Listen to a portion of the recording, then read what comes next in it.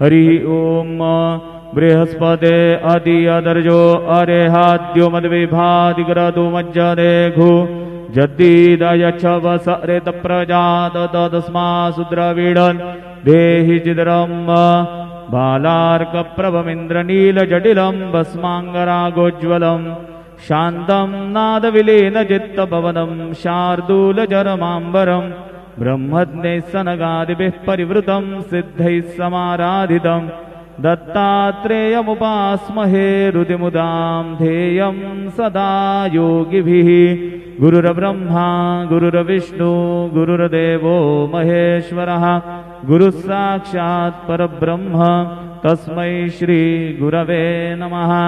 सद्गुरु साईनाथ देवताभ्यो नमः। सायं पूजनार्थे चरणकमलेभ्यो नमः। चन्दनं समर्पयामि चन्दनस्योपरि अक्षतां समर्पयामि कुलायिनि घृतवती पुरन्धिः स्योने सीदसदने पृथिव्याः अभिद्वारुद्रावसवो गृणन् द्विमा ब्रह्मभिः सौ भगायाश्विनाध्वर्जु सादयतामिह त्वा हरिद्रादि सकल सौभाग्यमांगलिक द्रव्याणि समर्पयामि ऋतुकालोद्भव समर्पयामि सुमाल्यानि सुगन्धिनि मालत्यादिनि वै प्रभो मया नीतानि पूजार्थं पुष्पाणि प्रतिगृह्यताम् ऋतुकालोद्भव समर्पयामि सायंकाले नैवेद्यः